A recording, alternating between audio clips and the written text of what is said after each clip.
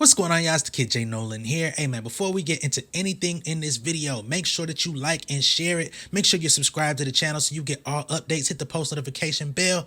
All right, y'all, let's get into it. There's been a lot of talk and controversy going on with this whole AI thing, especially in the music business with this whole AI music thing going on. So many of our favorite artists are being duplicated, ripped off, and all of these different things from Kanye, Drake, Rihanna, Beyonce.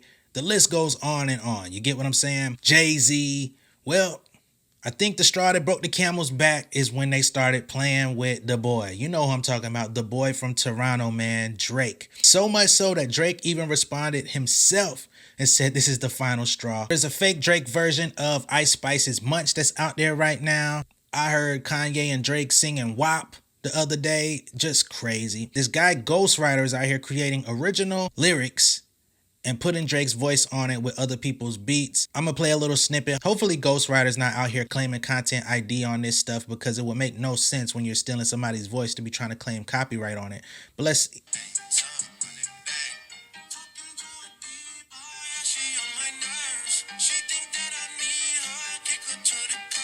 Bro, this nigga went from rapping to singing and still sounded like Drake. Almost sounded a little bit more appealing than Drake when he sang, to be honest. When he went into that falsetto, the falsetto was very smooth.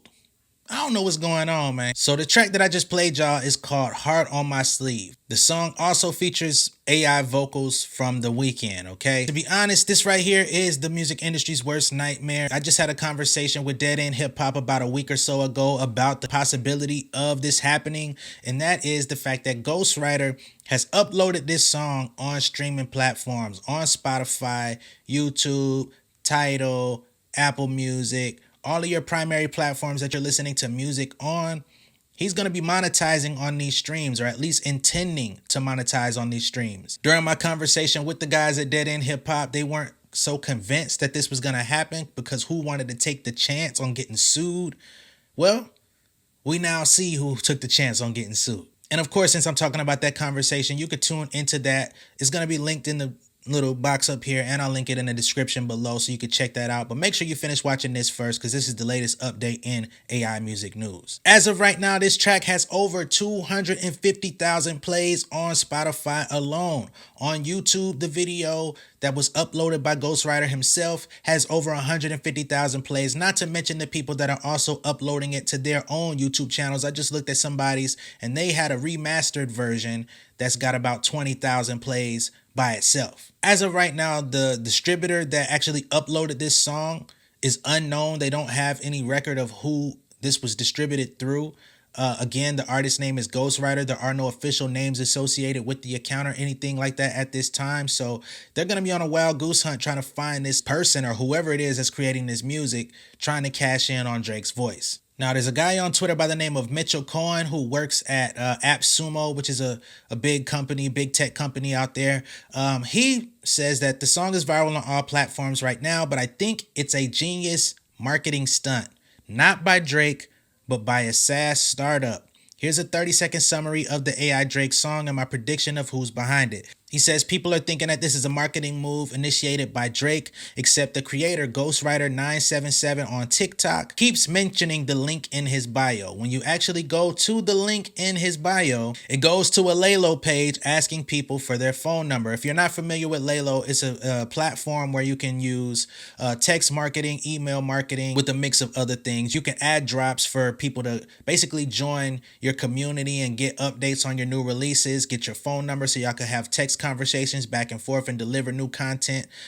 So clearly it's not Drake, because Drake wouldn't need this, but somebody is using this to make some big connections, because a lot of people are paying attention to him right now. So he says that'd be a strange move from Drake, or a strange move from an AI ghostwriter wanting more streams. Why not just link it directly? Also, what is Laylo? Then he gets into that, right? He says, I got curious and looked up Laylo.com. Laylo powers drops for some of the world's biggest creators and brands. It looks sweet. A YC company that works with big creators and also about big drops. Then he saw the founder, Alec Ellen, post this on April 12th about AI hip-hop voices. He says, AI generated podcasts are coming soon and are going to be dope. Make me a 30-minute podcast about the rise of Kendrick Lamar, told in the voice and perspective of Dr. Dre.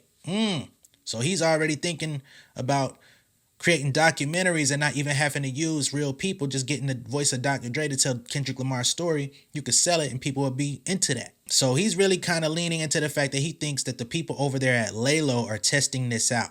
I myself, I'm not too sure that the people over there at Laylo are the ones orchestrating this, especially when you release it on streaming platforms. I don't think they're dumb enough to really play with trying to collect royalties on a song with an AI Drake voice, knowing that Universal Music is going to come for them hard and basically shut down their company if they need to, or buy them out, or find a way to acquire their company. So I don't really think that Laylo would try that. I think that this is somebody that's exploiting the opportunity of using Laylo because it's an affordable solution. It's much more affordable than if you went to do the same thing with In Community, which is the other app that a lot of celebrities and public figures are using. It would be pretty expensive to set that up. Laylo is way more affordable. It gives you the features that you want, and you can kind of run this from the crib without having to put a lot of money up. And a Laylo spokesperson has actually denied any connection to this track. So there you have that.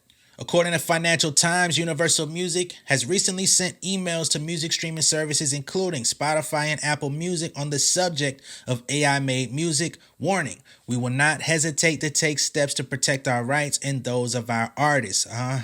They going ahead and getting their shield and their sword together like, keep playing with us. Play with me if you want to. I'm going to show you what it is. According to the Financial Times, Universal told these streaming services to take action and block AI services from scraping melodies and lyrics from UMG's copyrighted songs, especially since you would probably have to feed the AI actual recordings of, Universal Music owned songs, which would be Drake, in order to create the Drake voice that you can now put new lyrics to, right? So you can't feed this thing our copyrighted music, create a duplicate of our artists, and then try to jump out there with like a new composition. We not playing. This is another thing we talked about on the Dead End Hip Hop discussion, right? Interestingly, the Ghostwriter track doesn't mention Drake or The Weeknd anywhere in its title or description on Spotify or Apple Music. So this was another subject that we talked about because Mike Seatown was like, well, if it doesn't have the artist's name on it, how would somebody find it? And I said, all it takes is for fans or for some group of people that discover this song to start telling other people about it. And the next thing you know, people are going to flock to it. Just as I stated, that is what happened. The track appears to have gained its viral power after clips of it were uploaded to this Ghostwriter guy's TikTok channel, Ghostwriter977. He uploaded multiple shorts on there, and one of those clips on its own got over 9 million plays. So having faith in humanity, having faith that people don't want to hear AI music, don't want to hear AI generated versions of their favorite artists. Unfortunately, people are showing you they don't really care. AudioMax head of revenue Dave Edwards suggested yesterday on Twitter that UMG has the toughest copyright team around. You couldn't pick two artists who are going to provoke a stronger response than Drake and The Weeknd. I suspect they'll drop the hammer on whatever distributor put this on Spotify. They're going to have them motherfuckers playing basketball at Pelican Bay. Universal Music is also a member of the Human Artistry Coalition, which says its goal is to ensure that AI develops in ways that strengthen the creative ecosystem while continuing to recognize the unique and irreplaceable role of human artistry and in the arts. So it's being speculated that maybe the HAC could be able to encourage a code of conduct within the music industry via which distributors of content must use AI scanning tools in order to detect whether or not these songs are being generated by AI. Now, if that's not the biggest circle jerk you ever seen in your life, I don't know what is. So as of right now, Universal Music is trying to put the pressure on distribution platforms, streaming platforms, etc. Again, they do have the power to basically buy out anybody, shut down anybody, take folks to court, and play the long game with anybody. So I don't see this AI thing getting too far out of hand as far as the mainstream artists are concerned. There are going to be some people that test the waters and probably just get their, songs knocked down, cease and desist and stuff like that. But overall, I don't see this playing out too much longer, especially with all of the negative feedback that ends up coming for the creator. Whoever's the person behind it, they're going to get the windfall behind this. Of course, the fans like it. They don't care. They want to hear Drake in any capacity that they can. Who wouldn't want to hear a brand new Drake song and it sounds exactly like him and it's bumping and the lyrics sound like something he would say, you don't really care whether or not he really made it, because if it gets far enough down the line where the radio picks it up or something like that, you're just gonna believe it's him anyway. It's a big clusterfuck going on with all this AI stuff, man. I'm not a fan of it. I think that there is a place for AI in general. You know, a lot of the platforms that we use, the websites that we use on a daily do have an artificial intelligence element to it. I think when used in moderation, there's nothing wrong with it. But when you allow it to get so far removed from what it was created for that you start trying to duplicate or replace real life people, man, that's where I sign out.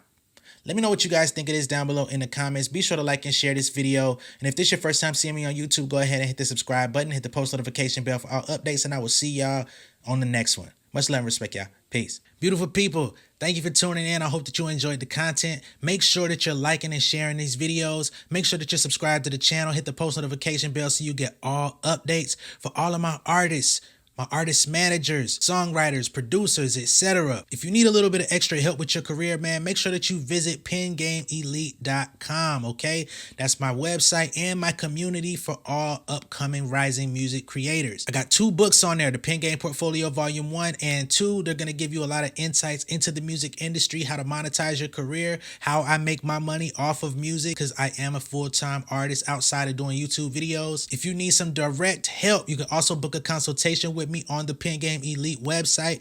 And I also have a Pen Game Elite membership. The free tier gives you access to all of these videos that I post on YouTube and a community of people where you can engage. But I do have the membership plus, okay? You can join that for $50 a month or $500 a year, and I will actually go in and do all of the grunt work for you. If you're not registering your songs on your PROs, if you're not with Song Trust or the MLC, if all your collection agencies and all of that stuff are not up to par or up to date, I will go in there and update all of that for you. If you need help uploading your music to a distributor like DistroKid, United Masters, etc., and you've been making mistakes, you've been claiming content ID on material that you really don't own, hey man, stop stealing people's money. If you do this stuff the right way, you're gonna make it anyway, okay? You can join the membership plus, and again, I will do the work for you, and you're gonna get a free consultation every month just for joining. You're also gonna get the 2 books for free soon as you join the membership plus. All right, much love and respect. I'll catch y'all later. Peace.